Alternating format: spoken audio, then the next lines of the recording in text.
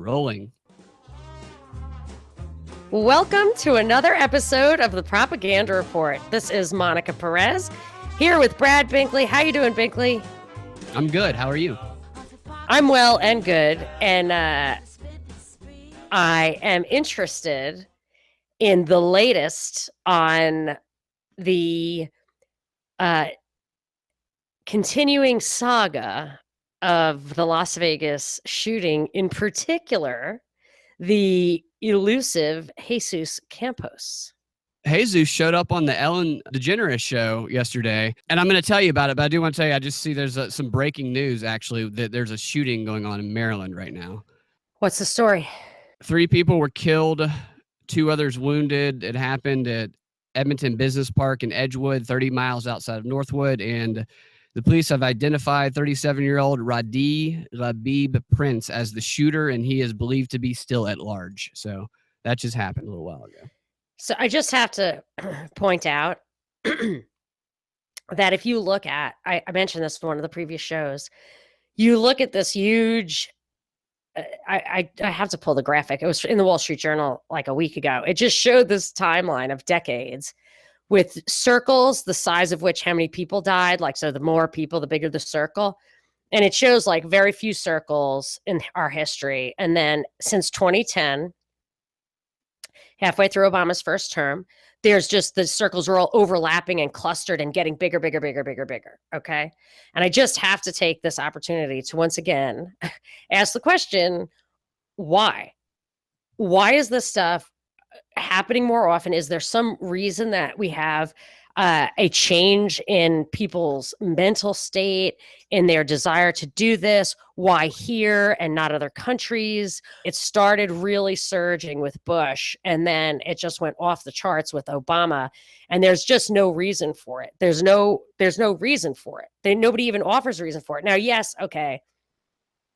I guess what you would say now is this, well, we have neo-Nazis now and we have terrorists now. I don't understand why we have that stuff now, but like it didn't start out that way. Like the Aurora thing wasn't about terrorism or neo-Nazi, whatever. Even I think what launched kind of this era was the Virginia Tech shooting, maybe, of what looks like to be false flags. But they didn't have that argument before. It's just, it just seems to me, I'm being rhetorical or whatever, but it's clear to me these are false flags designed to make an impact on policy. I mean, I believe that these things are orchestrated, and even the reporting is another level of manipulation. So whatever the event is, I don't know. I think it's orchestrated. And then you've got the reporting, which is also manipulated, and it's all for that. And it's happening now. It's coming to a head. I don't think there's a natural explanation for why these things are happening more and more often. It's just the strategy of tension. Yeah, so when you say false flag, do you mean like this one in Vegas? It was real, but it was caused by a government? Yes, I will. Yes, I will distinguish between a false flag and a hoax. I guess a hoax, in my opinion, would be a subset of the false flag. But the false flag is absolutely. I think Nero, with the expression "Nero fiddled while Rome burned," was supposed to be a way of saying that was a false flag, that Nero himself wasn't agitated at all by the burning of Rome because he burned it himself. And like the Reichstag fire is a famous false flag. The Maine, the Lusitania, these are all false flags. Tonkin was a hoax. Gulf of Tonkin incident was a hoax, not but I consider it to be a false flag. False flag just means you create an event, an act of violence, usually, with the flag of your enemy flying over the helm so that your people think that the enemy has attacked, and then that justifies your retaliation for a war that your people would not have gone along with. I consider them all ways that your government manipulates you into a policy or a war or whatever that you wouldn't otherwise want. So when Rahm Emanuel says, never let a good crisis go to waste, by that I mean use it as an opportunity to do something you could not otherwise get done. you've pointed out that Edward Bernays says, hey, and if you don't have a good crisis, make one happen. Yeah. But the reason I think distinguishing between a false flag and a hoax is important in this case is an insight I shared with you one of these last podcasts, that there's always a lot of evidence or weird videos that make these mass shootings arguably seem like a hoax.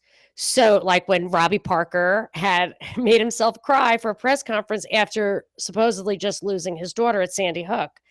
And when guys are coming out of the Orlando shooting, and then as soon as they think they're off camera, they're walking normally instead of limping as if they're hurt. So I always wondered why that kind of video is still allowed to be kind of out there on YouTube when there is video that I've looked for before that's clearly been scrubbed. So they have control over that stuff. They use it sometimes, but they don't use it to completely deny hoaxes.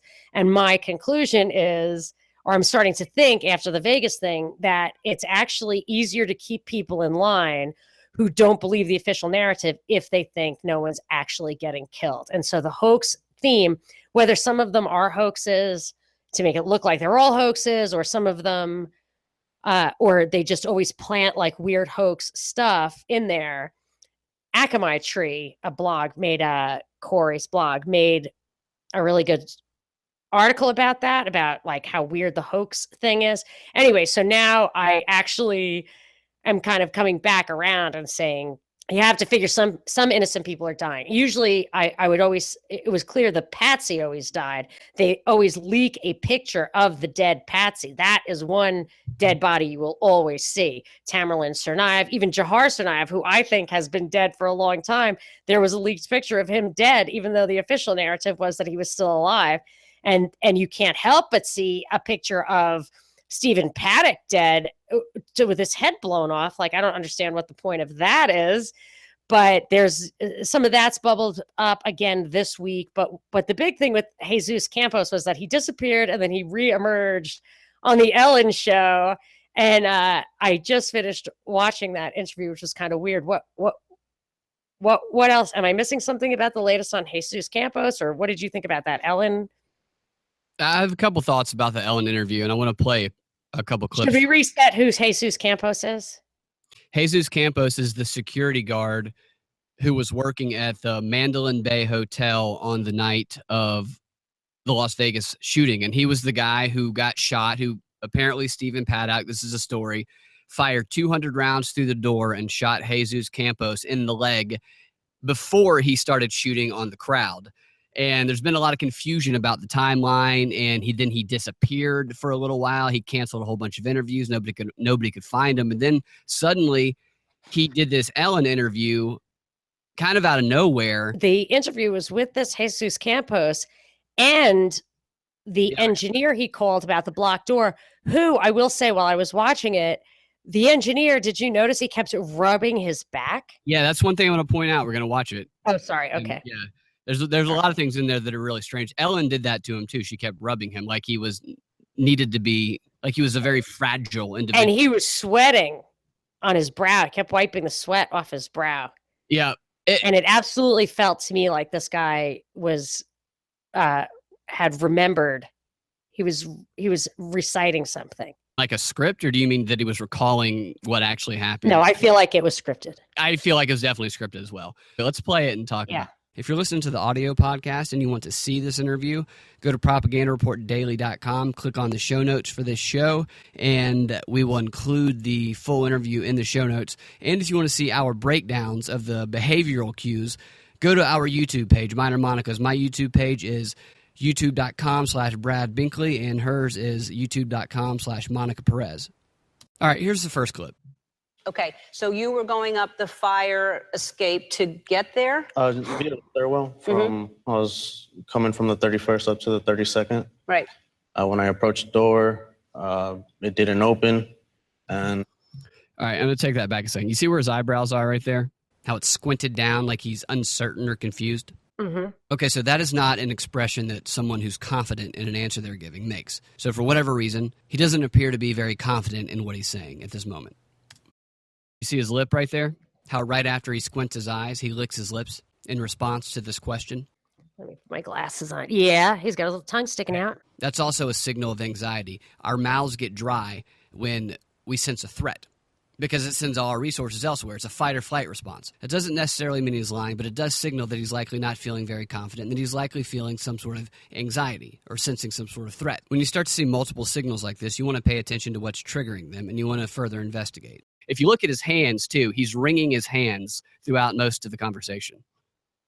Which door, it didn't open, and it was blocked off, so I had to reroute.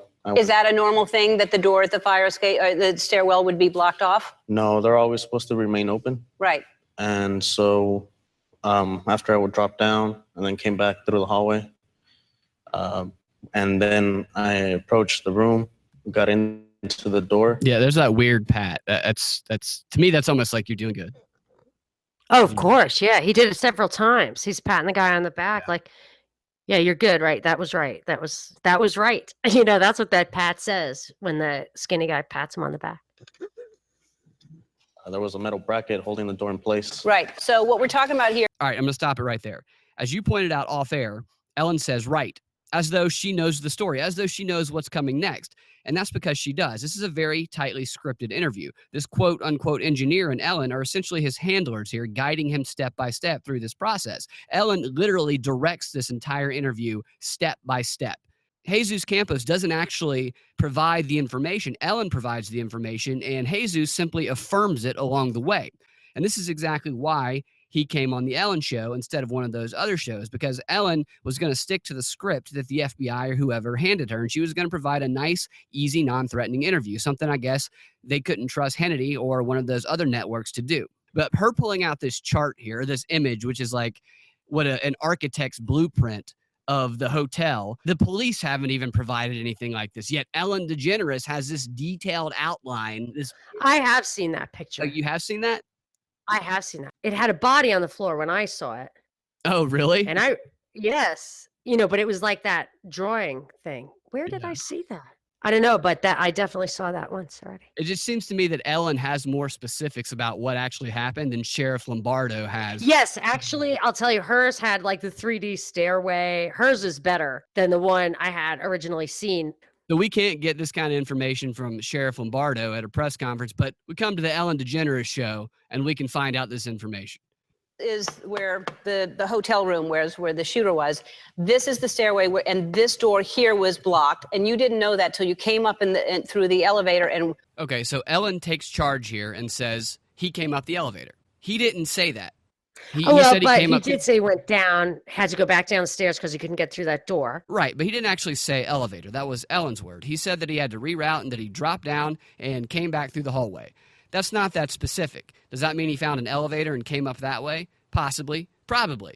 But I don't know about the Mandalay Bay Hotel, but most hotels that I've been to have stairway door entrances on both sides. Is it possible that he came into the entrance on the other side? I don't know. The point is that he didn't provide that specific piece of information. That was Ellen taking charge and clarifying. Oh, yeah, you're right. She clearly knew absolutely where the elevator was and that he came up it. Exactly. Ellen knows the entire script. And the thing to notice here, because it happens over and over again throughout the interview, is that Jesus doesn't really provide us with the specific information.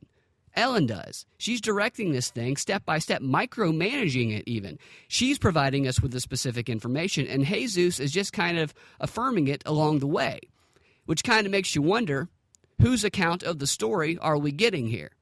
Is where the hotel room where the shooter was. This is the stairway and this door here was blocked, and you didn't know that till you came up through the elevator and saw that there was something blocking that door. And when you saw that, did you think, that's weird? Why would somebody put brackets on a door? Yeah, that's just out of the ordinary. That was the beginning? Yeah. Okay. And then you walk out of this, and this just slammed? Well, when I was in between that area, I was calling security dispatch to get transferred to engineering. They didn't know anything about it, so they dispatched an engineer to go verify what that was. That's when you got called? Yes. Okay. All right. Now, you see how he did his hand right? Did you see that? I didn't catch it. First, Ellen goes, that's when you got called. She's directing the show here. But yeah. Watch, I'm going to take it back a couple seconds. Watch right as Ellen says that. Watch Jesus's right hand.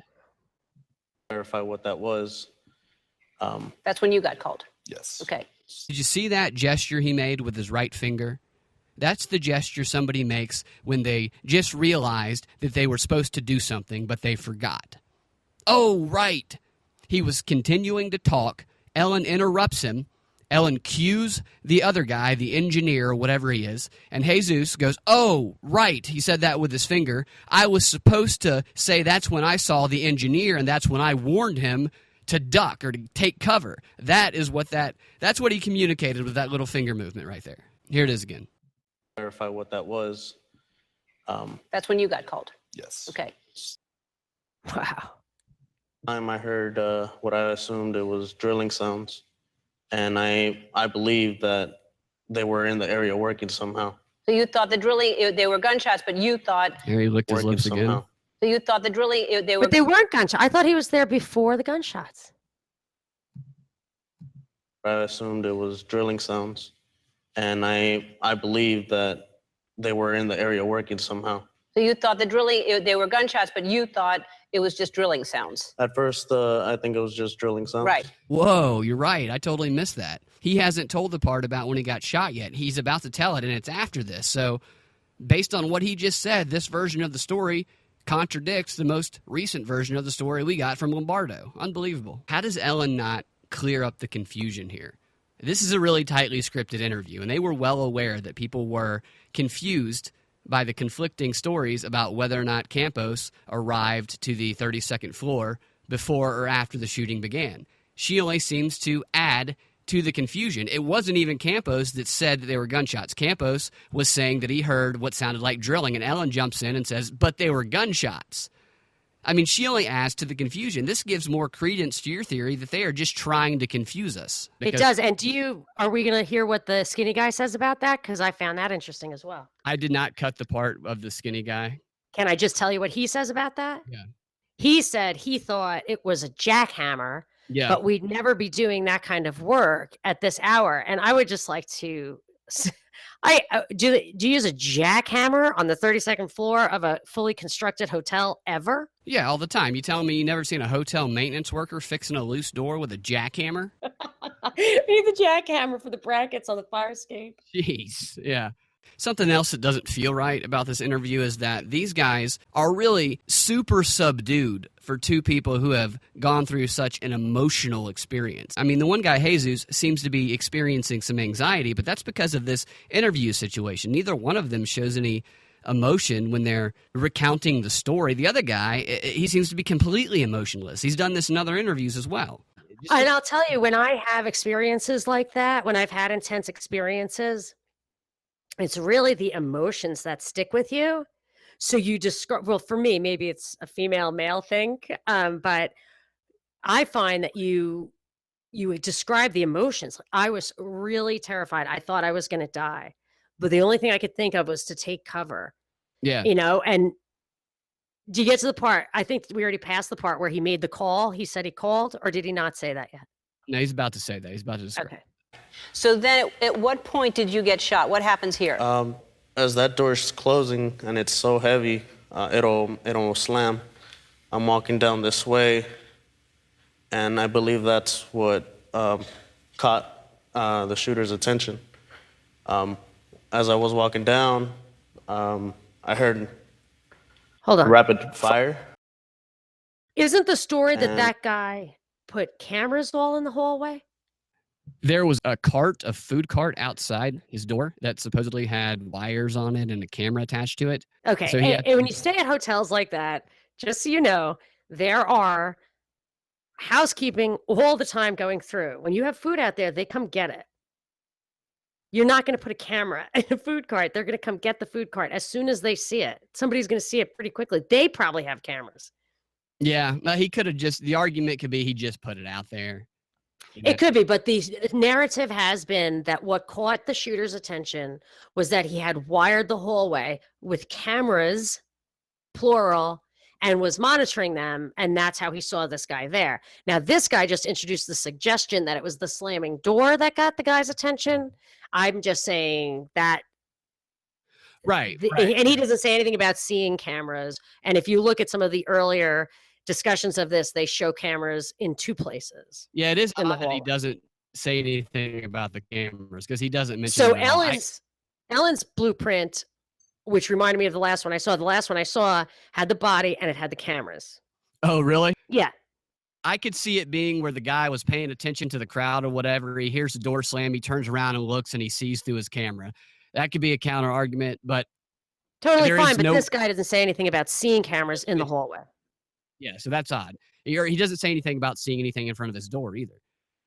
Right. Which the other officers during the 60 Minutes interview, they talk about how they saw that cart out in front of the door and how it looked like it had wires out on it, and how it was. And that's not in her little blueprint either. I don't remember if I saw that previously. They don't bring that up at all during this interview. At first, I took cover.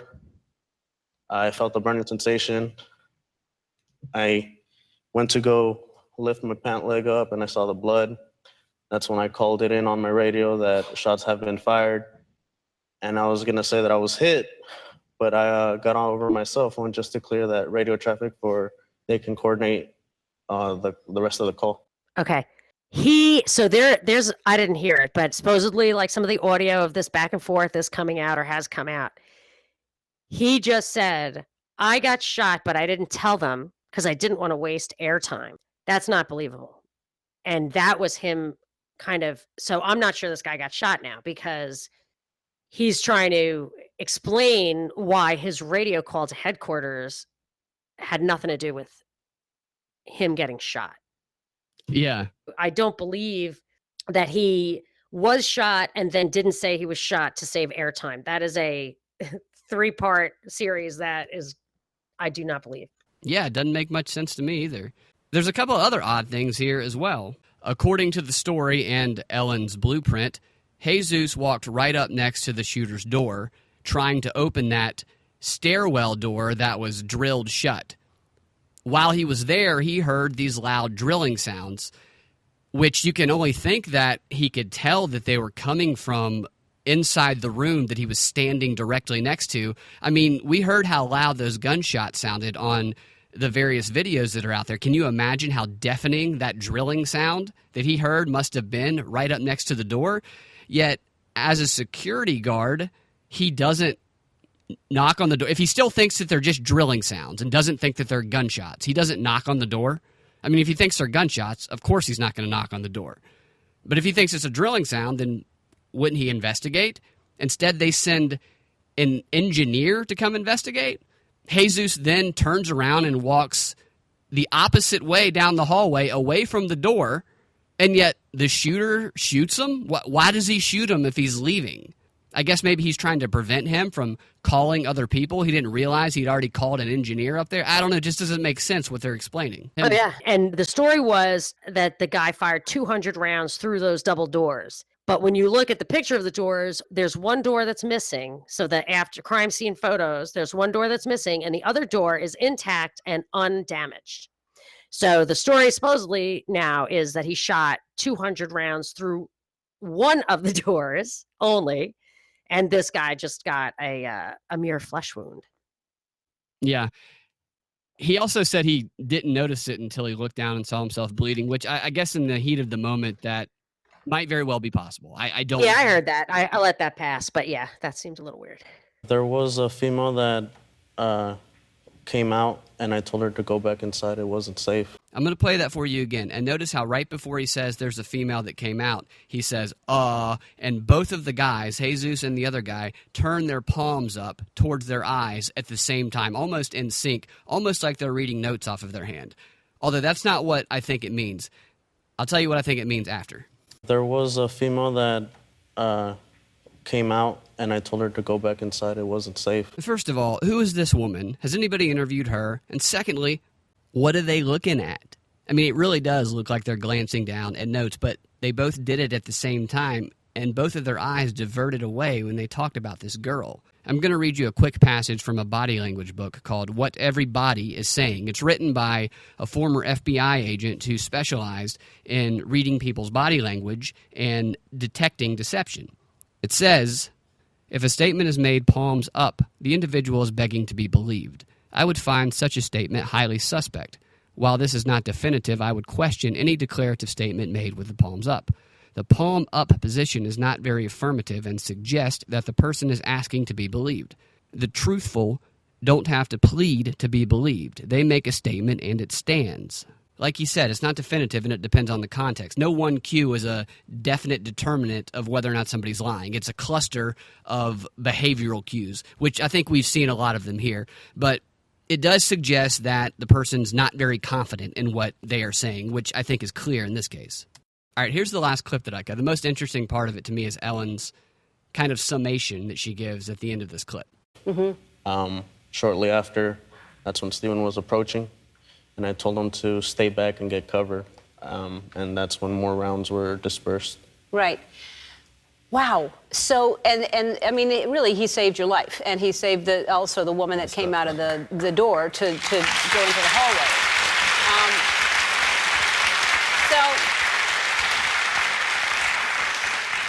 I know, first of all, thank you so much for being here. And I know that you've had so many people asking for you to tell the story and to talk about this. And I understand your reluctance because you just want this to be over. So you're talking about it now and then you're not going to talk about it again. And I don't blame you because why relive this over and over again? That's it. Never going to talk about it again. This was a one-time show directed by Ellen where the star, Jesus Campos, struggled to remember his lines and neither him nor the other guy were really all that committed to what they were saying. I would have liked to have seen where he took cover when the shooter fired on him through the door. Ellen never pointed that out on her blueprint. That seems like a piece of information that she would have included in this story. I don't know what happened to Jesus Campos or the engineer, but what I do know is that they were given a script to follow. They were not told to go out and tell the truth. All right, now that we've seen that, and I know I'm talking your ear off. I know we're both on a time thing today. I want to get through these clips. I want to play you a couple of clips of Sheriff Lombardo from one of his press conferences last week because after hearing this interview with Campos, they're really interesting. Mm-hmm. They haven't told us what really happened up there. I agree with that. And I want to know more about Sheriff Lombardo. The one thing I'll add from one of our last shows, like during the press conference, he has behind him, I was speculating was an FBI agent / handler akin to the one from San Bernardino and the LAX Aaron shooting. Rouse. Right. His name is Aaron Rouse. That's all I wanted to say is that I found his name. And, but so Sheriff Lombardo, I guess I was kind of checked out on the Bundy thing, the Clive and Bundy thing. It's when I was thinking about my kind of solidifying this art of ambiguity that I've been noticing that you can't have. So from Zimmerman to Bundy, to a host of other ones, the narrative doesn't set up a dialectic. So the story you're getting doesn't have conflict, two sides of conflict that you can see the right and wrong of both sides, depending on which side you're on. So if you're on one side of it, you see the right of your side and the wrong of the other side. And if you're on the other side of it, you see the right of your side and the wrong of the first side. That's an essential element of all these, I'm going to call PSYOPs, psychological operations. The Zimmerman one, I mean, you could really argue both sides of that story. And the Bundy one too, because the ranch land he was talking about was federally owned land. So a libertarian who hates the government's going to hate that they're coming in and taking his land, but it is federal land. So how do you resolve that? It's ambiguous. And it's such the hallmark of the Trump era. So I check out on that stuff. Like I can't deal with it. So I kind of missed the stuff that Lombardo has been involved in, but you were tweeting or telling me directly that he's a central figure in several of these high profile cases that have clear policy agendas. Yeah, he was a central figure in the case you're just talking about, the Clive and Bundy ranch case. He was also a central figure in the case from, I think it was December of 2014, when a woman plowed through a bunch of people, a bunch of pedestrians on the Las Vegas Strip. Oh, yeah, I remember that. In that case, the woman told him before she died why she did it, and he didn't tell the public why. Unless that's changed since then. I hadn't followed up on that, but initially he wouldn't tell the public what her motive was. He withheld that. And on top of that, the dude's been on the show Cops.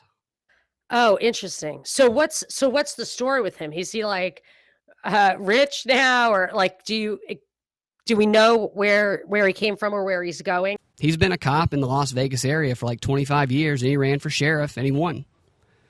Oh, and he's also a Republican. One of the reasons I looked into his background is because during these press conferences, he's been anxious, fidgety, angry, defensive, and people were kind of justifying his behavior as, oh, he's just a dumb sheriff who's never been in the spotlight before, never been under this kind of pressure. And I wanted to see if that was true or if they were kind of explaining away something that might have another explanation. Being angry or nervous are two good ways to shut people down. Yeah, exactly. And based on his background, I don't think we can attribute that behavior to him being new to this type of situation. He's been involved in a high-profile case before. The Bundy Ranch case was high-profile. He's been on the television show Cops, so he's been in the spotlight. He held a forum talking about the show Cops the week before the shooting. No way. Yeah. And he's run for public office, so he's been scrutinized by the media. I'm sure he was scrutinized by the media when he was doing the Bundy Ranch thing, too. And just being a sheriff in Las Vegas, you're going to face media scrutiny. So all of these explanations that are attributing his behavior to being new to this type of pressure situation, I just don't think that that's accurate. I wonder if they're going to have like a documentary about him because, you know what I mean? Like they did for Anthony Weiner or whatever. I just saw an article about him where it was like your typical like personality development article. So it's written with really flowery terms, like in the New Yorker or something. About Lombardo? Yeah. And when they start when the article is kind of literary, you know what I mean? Like written with a lot of imagery, it's not just a report. It's a creation. Yeah. Okay, let's watch some of these clips from Lombardo. This is not the last press conference. There was a press conference last Friday. I didn't get clips from that one because he didn't take any questions. This one's from last Wednesday. Okay. As you might imagine, Mr. Campos was not only injured when he was fired upon, as he did his room check about the door alarm down the hall from the suspect's room, but he was also extremely shaken up by what happened to him. He was able to confirm for us exactly what he heard and saw in the moments before he was shot. Okay, that right there. He was reading from a script. He looked up and he was recalling from memory. So he was saying in the moments before, then he realized he was supposed to stick to the script and he went back down. I don't know what he was going to say right there, but that's a clear conflict between what's on the script and what was in his mind about what happened. Can you replay that? Just that 10 seconds? Yeah. He was able to confirm for us exactly what he heard and saw in the moments before he was shot. Before the shooting started, let's say. Exactly. Before the shooting started. I'm going to play it again. And this time, I want you to pay attention to Aaron Rouse behind him. I don't think he was shot. That thought's crossed my mind as well. Okay, I'm going to play it again. This time, focus on how Aaron Rouse reacts. He was able to confirm for us exactly what he heard and saw in the moments before he was shot. Wow. You notice that? Yeah. Rouse just, as soon as he goes off script, Rouse's eyes just go down. Yep. Aaron Rouse has that thing memorized. Oh, yeah. You can see him as he's reading the script kind of going, yep, that's right. Mm-hmm. Yeah, like Ellen. Right.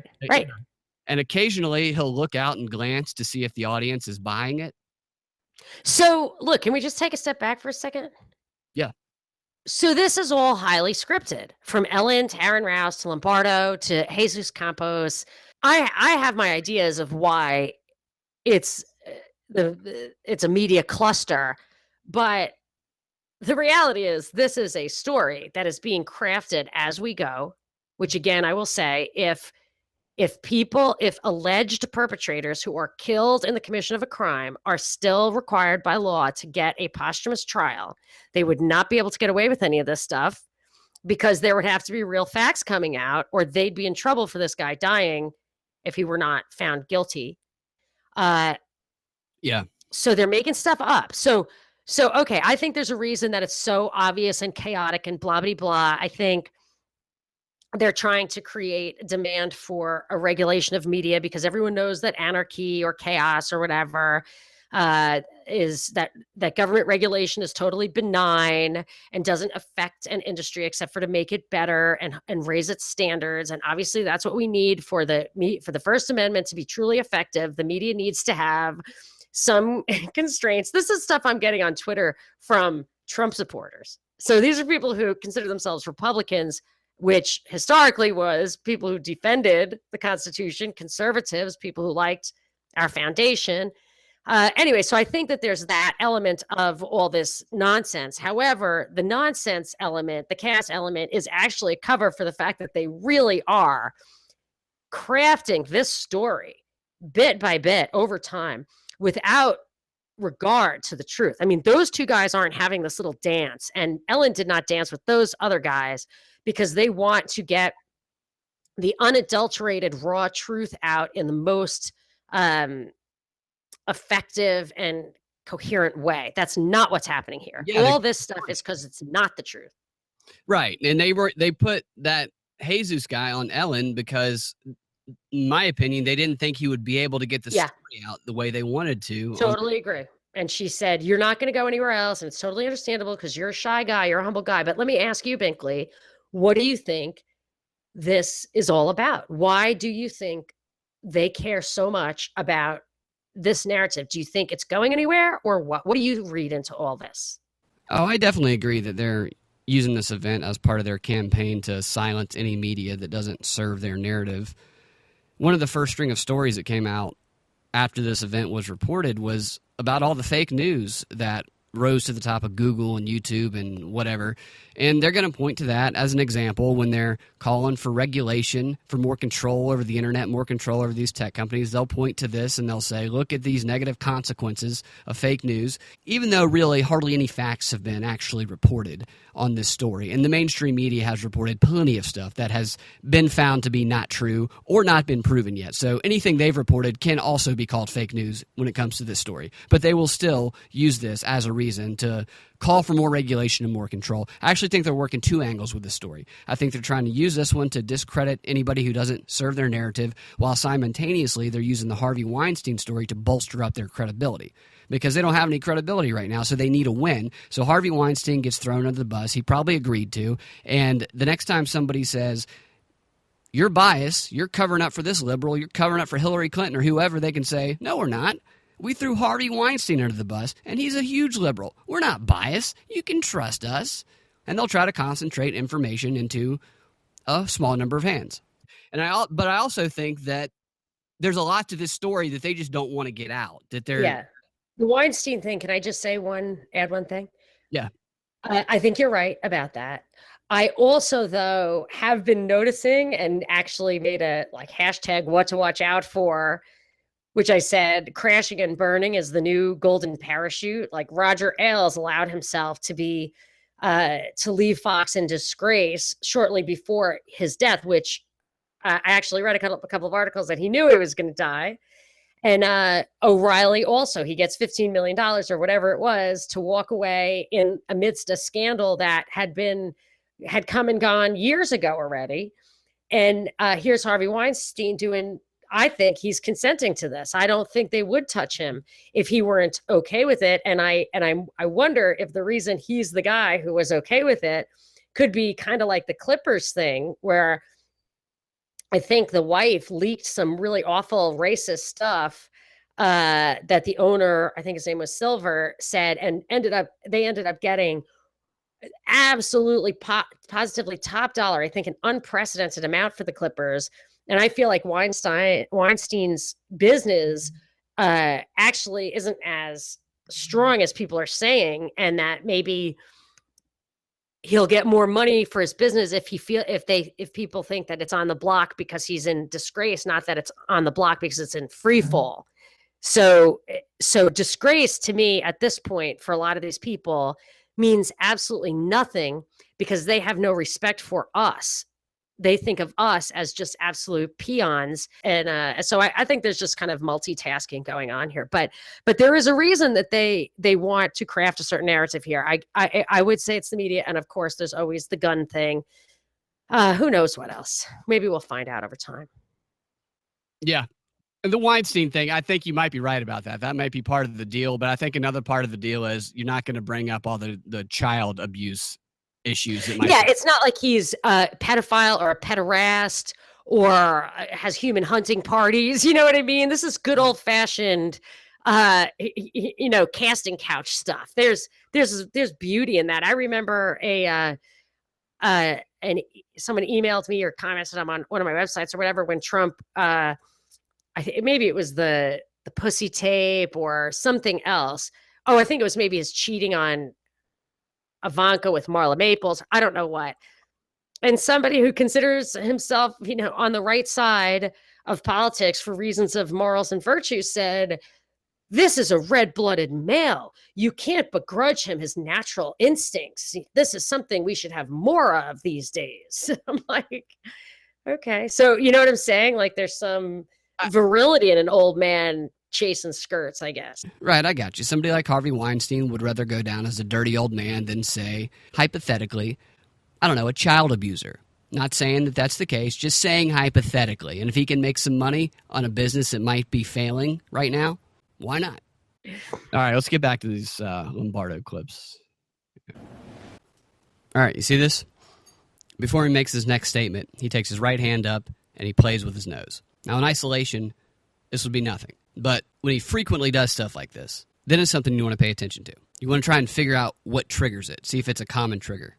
For example, before he says things often about Campos, he's either going or he's putting his hand to his face.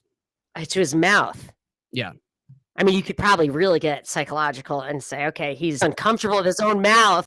Yeah, totally. There is something to that. When we perceive something as a threat, like a question that we can't answer because we fear the consequences, it triggers those processes in our body automatically. We start to feel anxious. We start to feel worried. Our mouth becomes dry, and the blood in our body rushes from our face, and we move our hands up, and that's one of the reasons that we touch our faces when we become anxious or we get nervous in certain situations. That doesn't mean that he's lying. It just means that if someone does it repeatedly and there's a common stimulus, it just means you want to pay close attention and try to figure out what that stimulus is and investigate it further.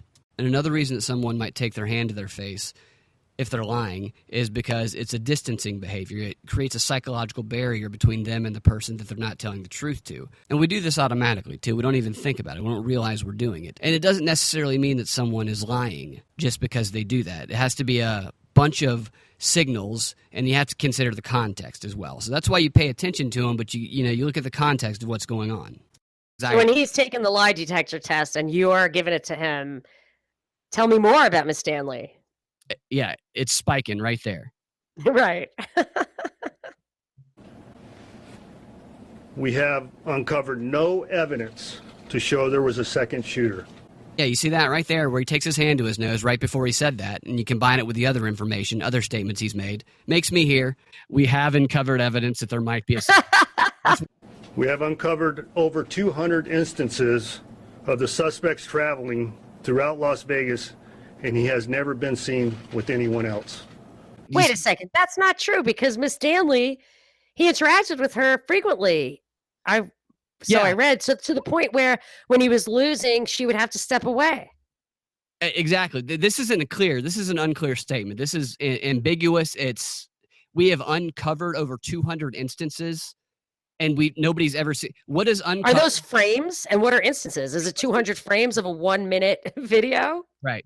And there was stories right around the same time he did this, like 2 days before, NBC, ABC, CNN, where they were reporting that investigators were still looking for a woman. This is after they already found his girlfriend. They were saying investigators were still looking for a woman that was seen with a suspect a couple of days before the shooting. So which one is it? They don't clear this up. Like if they were to clear up these contradictions, then that would help people understand, but they don't do that. So people fill in the blanks. And I want you see Brusso's eyes right there? Yeah. All right, now watch when he looks out to see if the audience is buying it. I'm going to take it back a couple of seconds. He's like, are they buying this bullshit? He's looking at him. Las Vegas, and he has never been seen with anyone else. And he nods his head a little bit. Yeah. That the suspect was linked. He's going, are they buying that bullshit? That is freaky. Yep. I have no evidence or intelligence that the suspect was linked or had affiliation with any known terrorist groups or ideologies. Yep. We're going with that. We have found some evidence of medications. I'm not at liberty to discuss that. All right, I'm going to take it back a second. Watch his lips. Which one? Lombardo. Bruce Lombardo. At liberty to discuss that. Can you tell us about the note? What's that? All right. I'm going to take it back again. You see what she says? Can you tell us about the note? And right after she says note, he takes a deep breath and holds his breath. That's another anxiety signal. We have found some evidence of medications. I'm not at liberty to discuss that. Can you tell us about the note? Was that to cause damage? What were those notes? What note? The note that was in the What note? Honey. There was not a note in the suspect's room. We recovered a document that had numbers associated to it, and I'm not at liberty to make To call that a note. on what that was for. Did you see how he held his breath when he? as soon Yeah, as he shook his head. he had this weird look on his face, and he held his breath. And when he answered, he kind of blew it out. Yeah, Yeah. it felt like he came home and his wife was saying, "I found a note in your pocket with Right. women's handwriting on it." And he said, "What note?" Honey. This is interesting. It could mean a number of things. There's anxiety surrounding that note. The day before this press conference was the 60 Minutes interview with some of the police officers that were on the scene. And one of the police officers said, we found a note, and on that note were the results of calculations, not calculations, but the results of calculations that indicated that he was going to maximize his damage using these calculations. My opinion is they don't know that yet. And that's kind of what he expresses here, because he says he can't comment on it, even though they were commenting on it before. I'm at my mom's house. I just helped her clean out like all her papers and stuff in her drawers. I cannot tell you how many pieces of paper there are with like random numbers that mean absolutely, they're not even phone numbers. They're just completely weirdo numbers on like torn up envelopes and stuff. And it's because she's a gambler. Oh, yeah. It could have been gambling numbers. You're right. He played. Yeah, I mean, she plays horses and everything. She's got notes like that everywhere, all of that. If the cops thought that was relevant, they would really seriously have to investigate her death for 5 years Yeah, your mom has calculations all over the house. of the trajectory of gunfire from the 32nd floor. What's No, also interesting to me is that he said what note, and then he said there was no note, and he distinguished it between a document. At first, I'm like, he's talking about the same thing, and he does go on to indicate that he might be talking about the same thing. But then I started thinking about it. I looked at that picture again. You see that picture of the note on the table. You see the pen there. Now, the pen, that was not a hotel pen. It didn't look like a hotel pen to me. It looked like one of those fat, thick pens that people who write a lot use, because regular pens, I write a lot. I use pen and pad to write a lot.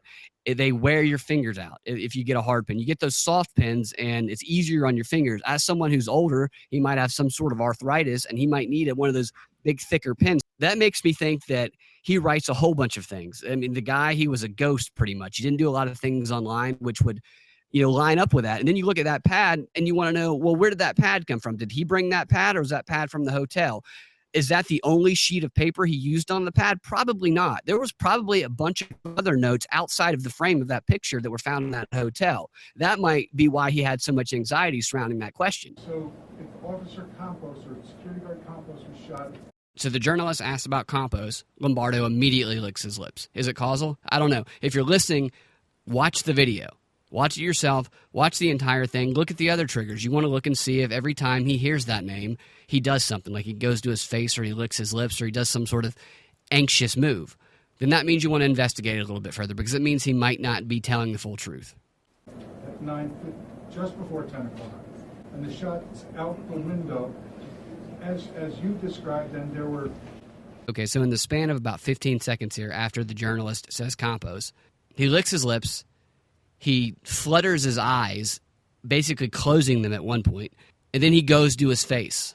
I mean, it's setting off all kind of alarms here. There's something that isn't being revealed about Campos. And we find out right after this that the timeline had changed.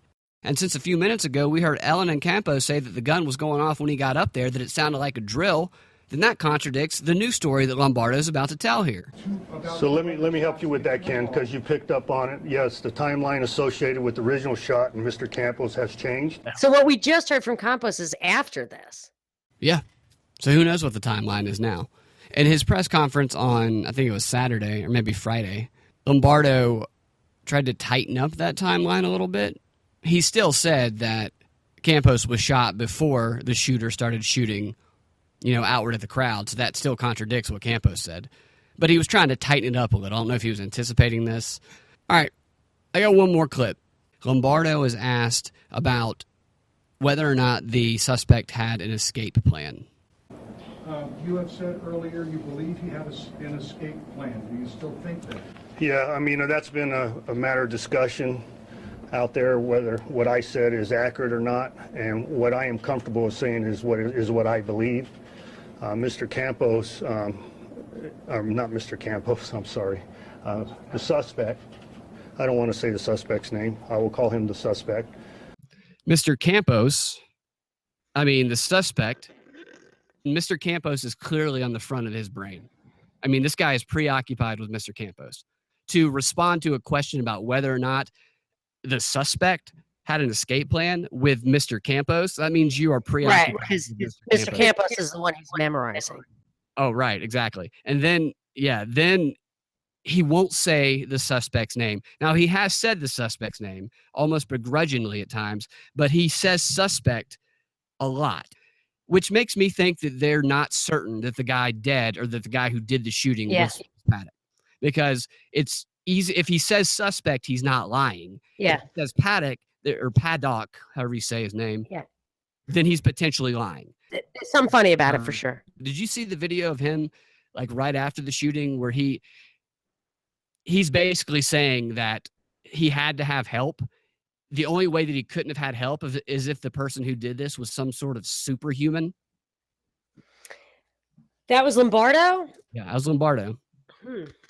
No, but it was so obvious from the beginning that this was not a one-man job. And it's all over YouTube, these analyses that prove it's more than one shooter. This is something that is clearly being allowed to pervade people's thoughts. This is one event where I knew if I got on WSB and said, I don't believe the official story, I don't think this guy did it single-handedly, that absolutely nobody would say, where's your tinfoil hat, blah, blah, blah, like they usually say. Yeah. For some reason, it's okay to think that about this. Yeah, you're right. That's interesting. It's usually not okay. So I think there's a third element of this that we haven't discovered yet. The media issue, which is the First Amendment, they're going to regulate that. The second thing is what the phrase I coined. I cannot tell you how much feedback I got when I coined the phrase resistance grade weaponry, that they only want to take away stuff that we could use to actually resist the government. They want us to keep our handguns so that they can mow us down, but they don't want us to have body armor or guns that could mow them down. So that's the second element. But I think there's a third agenda at work here, and I don't know what it is yet. This is why we need public trials of all suspects of violence, living or dead, every single time, or you have to consider it an open case, because they will mess with the narrative to serve their political purposes. They'll let things happen on purpose. They'll kill suspects with a hair trigger just to make sure that the truth doesn't come out, or they don't have to investigate it, they don't have to prove it, or they don't have to catch the second guy, or, whatever. Anybody who gets shot, there's how many murders a year in this country? How many gun homicides? 13,000, is it? Gun homicides? You could find numerous gun homicides every single day. And if you didn't ever have to prove that what you're saying about it is true, you can use it for anything. You could list 10 different narratives and apply them to 10 different shootings every week, every day of the week. Yeah. And that's what they do. You're right. They do need to publicly try them, but that would make it a lot more difficult for them to pull off their little schemes. I don't even believe in plea bargains. I don't think you should be able to plea bargain. Seriously. Yeah. Then eliminate the drug war, eliminate prostitution as something that they have to try, because plea bargains get them to entrap you. So you do one thing and they say, okay, we're going to try you for that one thing that you did under 10 different laws, each of which carries a life sentence, and we're going to ask for it to be consecutive. We know you didn't do it, but if you plead to this, at least you won't get 10 consecutive life sentences. Because that's what they did to Tommy Chong. They said, we know you did not commit this crime. However, if you plead to it, we will not prosecute your wife and son. and we won't give you a 99-year sentence. So like John DeLorean was entrapped, and he beat that because he was entrapped. Do you remember that story? No. His motor company, he was a Ford designer, if I remember the story correctly. And he started DeLorean Motor Company, which was amazing. It was really an encroachment on the oligopoly of American motor manufacturers. And it was successful. And then I think they were really pulling funny business to get him to circle the drain. And he started to. So out of desperation, some government agent went to him with a Coke deal where it was just a no-brainer, tons and tons of money that he could use to save his company. And he fell for it, and they arrested him. The company folded, whatever, but he fought the charges based on entrapment, and he won. And I'm saying that I don't believe that would ever happen today, that they would entrap you and then set up, because that's what they did to Tommy Chong's son. They entrapped him to the hilt. And in my opinion, he should have been able to win that case against them. But they threaten you with such an astronomical punishment that even if you are innocent, you are going to plead to it because you just can't take the chance, the 1 in 1,000 chance that you're going to go to jail or get the chair. So I even think the plea bargaining system is grossly abused and shouldn't be allowed. And that we shouldn't consider criminal actions anything that isn't a commission of violence against person or property. It shouldn't be criminal. You shouldn't be able to go to jail for prostitution or drugs or any of that.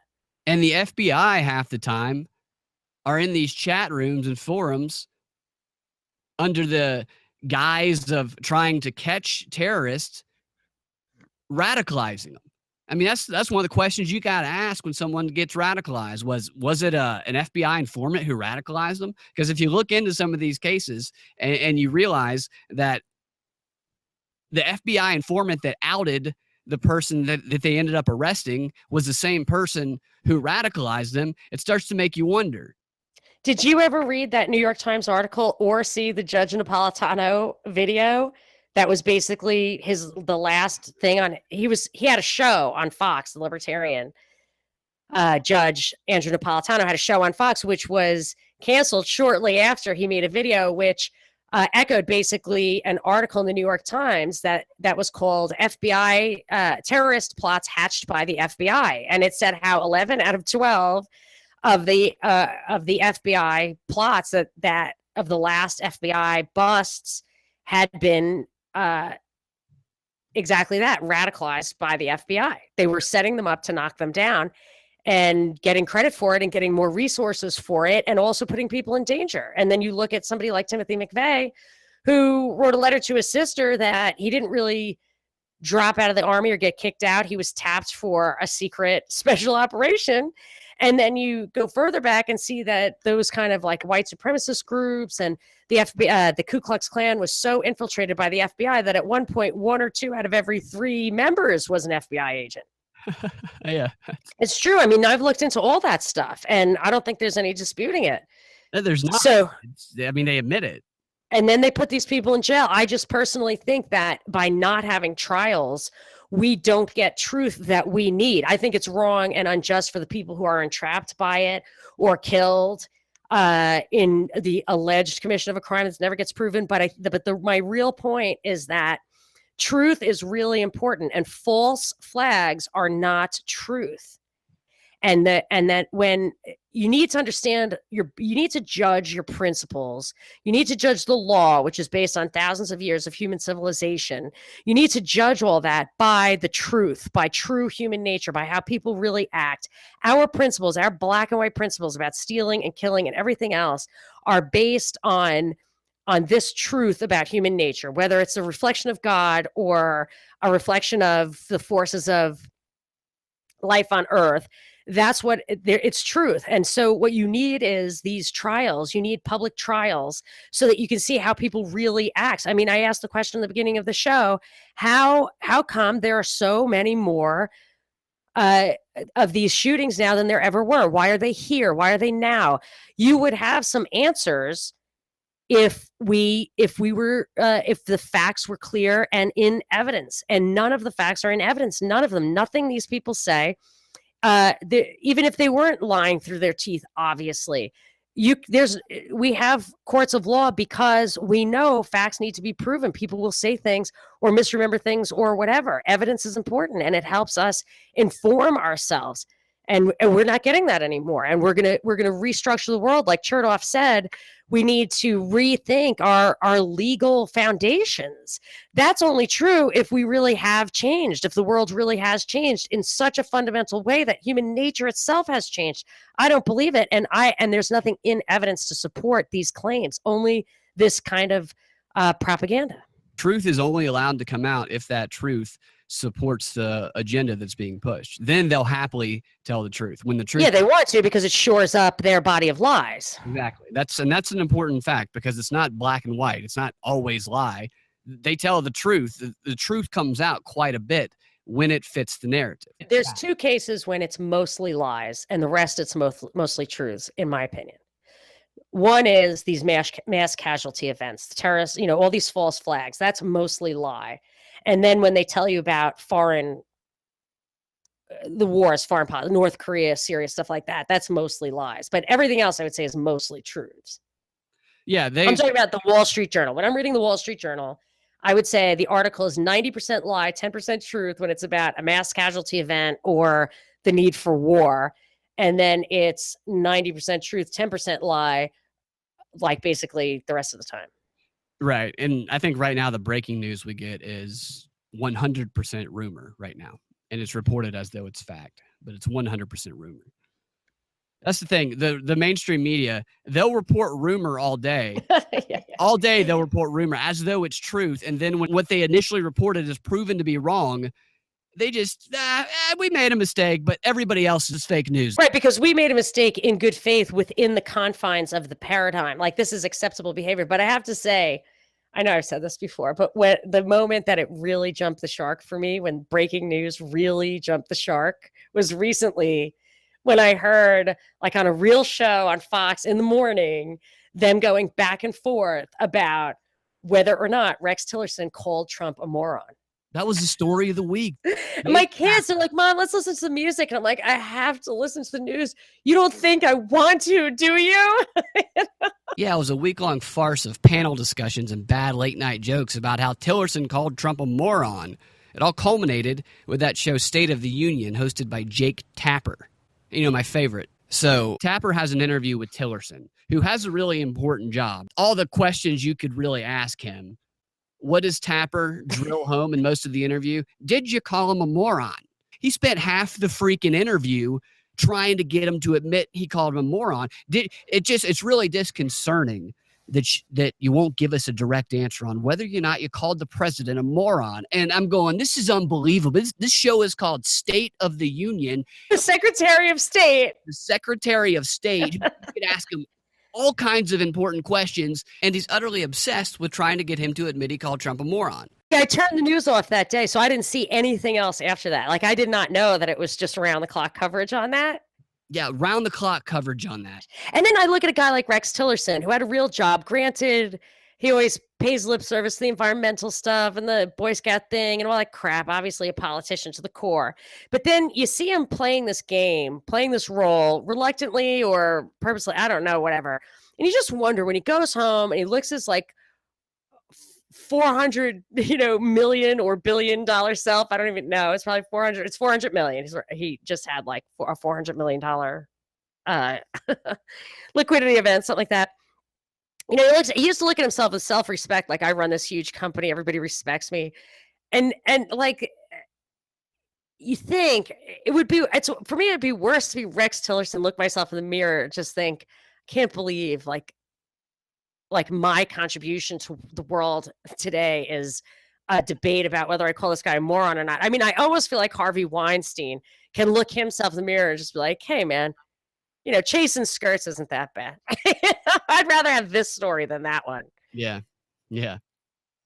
But it's just so demeaning. Like, how is that something that you, as Secretary of State, I mean, he should have said to him, look, buddy, this is not important. He could have set his balls on the table and it would have been more intellectually stimulating. That would have been interesting. I wonder what Tapper would have done about that. Are you sitting your balls on the table? Is that a yes? Are you saying yes? All right. I think we're running low on time, and that feels like a pretty good stopping point. So thank you, Monica. Thank you, everybody who's listening, for exploring some of the intricacies of this Las Vegas cover-up or psyop or whatever you want to call it with me. I'm Brad Binkley, and I've been here with Monica Perez, and you've been listening to the Propaganda Report podcast. Be sure and subscribe to us on iTunes, Google Play, or whatever platform it is that you use. Check us out on YouTube, youtube.com/Monica Perez, youtube.com/Brad Binkley. Join the conversation on Twitter at Monica Perez Show, at Freedom Act Radio. And if you want to get show notes for this show with links, images, and videos, check out our website at propagandareportdaily.com. And we'll see you next time on the Propaganda Report. Rubber stamp, the wiretaps.